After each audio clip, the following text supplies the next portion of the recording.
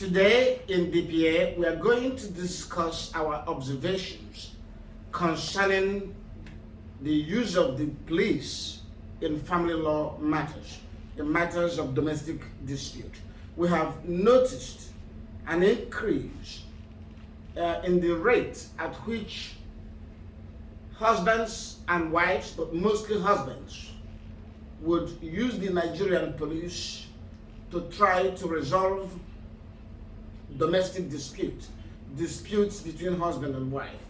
Let me emphasize that with the exception of domestic violence, the Nigerian police has no role to play in disputes between husband and wife.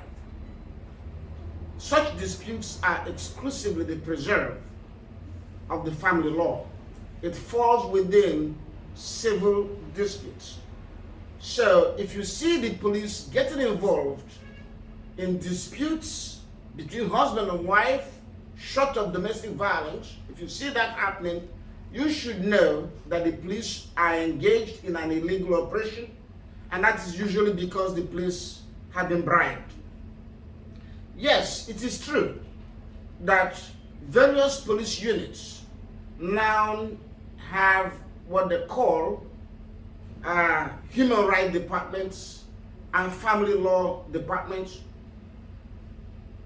but most disputes between husband and wife, especially the issue of custody of children, are matters within the jurisdiction, exclusive jurisdiction of the family law. So if you see that happening, you should be worried. And the police officers also know this.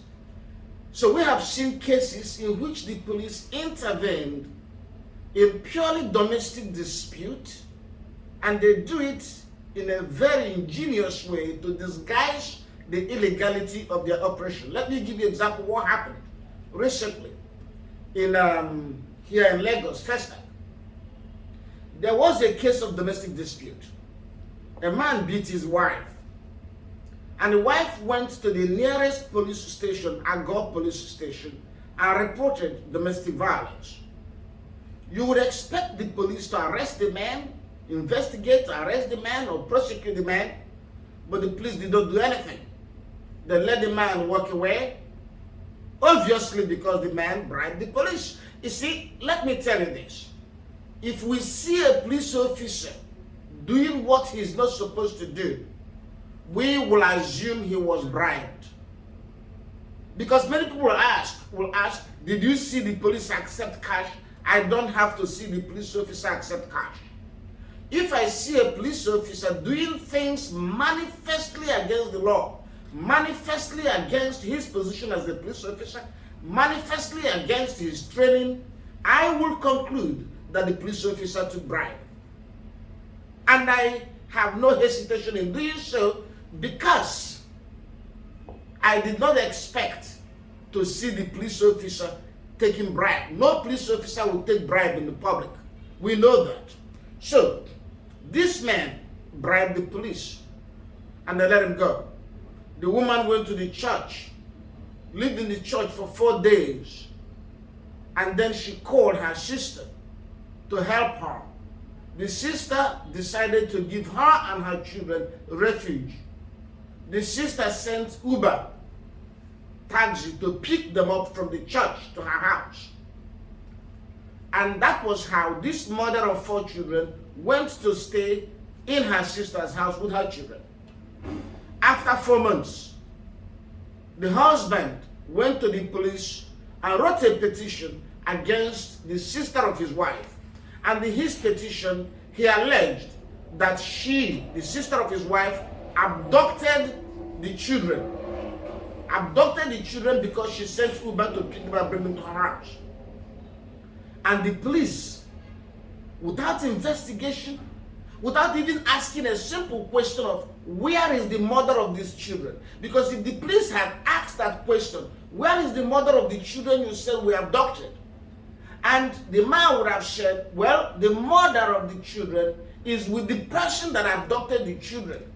The police would have known that there was no abduction. But instead, the police summoned the woman, summoned the sister, wanted to detain the sister, and said they were investigating abduction. It's clear there was no abduction. It was absolutely clear there was no abduction. And if there was going to be an investigation, you don't start the investigation by detaining the poor sister who merely provided refuge for her sister that was victimized. That was it. So again, the police were bribed by the man. So they began to pursue a non-existent abduction case. We got involved. Also in Port Harcourt, a woman left her husband. She fled from domestic violence, went to her family house in Imo State from Port Harcourt, her matrimonial home in Port Harcourt. She left, she ran, she fled from her husband and ran to her home in Imo State. And from Imo State, her family contacted the husband and said, come, let's mediate. The husband rebuffed them. Then the woman fell sick. They told the man, your wife, you know, has been cancer patient and sick. Come, bring money, let's treat your wife. The man ignored them. The family sent their sister to the hospital for treatment. Their sister died after surgery. Guess what? The husband of the sister, the abusive husband, went to the state CID in Port Harcourt and bribed the police officers. The police officers then went to Port Harcourt and arrested the sister of the wife of the man. And they said it was for abduction and murder. The police knew the hospital where the woman died in Imo State. The police knew that the woman is in the mortuary. The police had autopsy of that hospital, which the family conducted. The police did not want to look into any of these things because the police had been bribed. So they pursued the murder case. They detained the woman.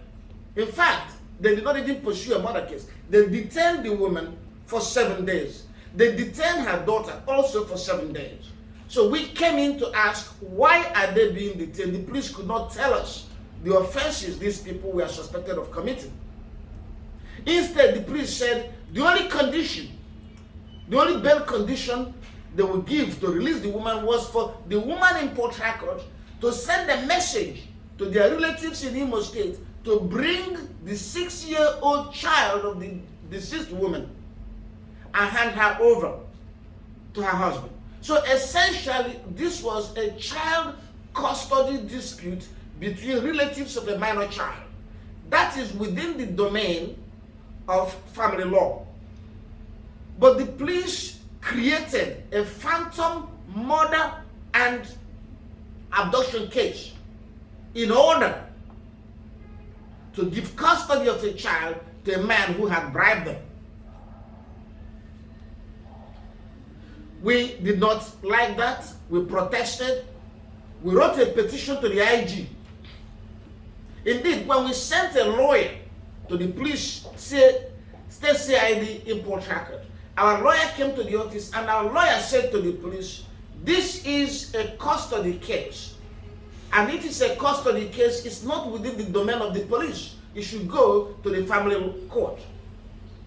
The deputy commissioner of police in charge of the state CID got mad at our lawyer and he threatened. He said to our lawyer, if you don't leave, I can implicate you in a murder case. Again, we thought it is a joke. After our petition to the IGP, Inspector General of Police, this same deputy commissioner of police, his name is Victor, something I can't pronounce his last name, but I'll have to look at a piece of paper to pronounce his last name. This deputy commissioner of police, Victor somebody, hurriedly charged the sister of the deceased woman with murder and abduction. Again, he was bribed. And again, the man bribing him came to court, but they made a mistake. They brought the girl that was supposed to have been abducted. They brought her to court.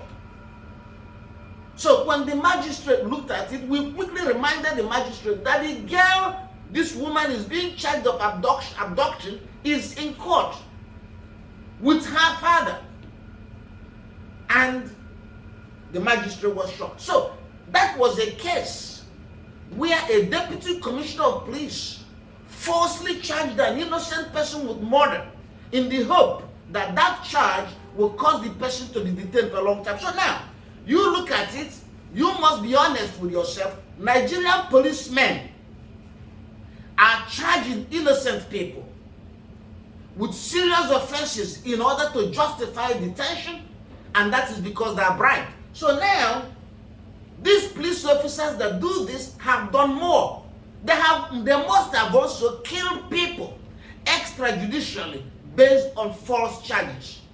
If a police officer could be bribed to charge a person, an innocent person, with murder that was not committed, you can be sure that the same police officer must have been bribed many times to kill people, and he must have killed people. And when you are dealing with somebody at the rank of deputy commissioner of police, he had been in the police force for 20 years.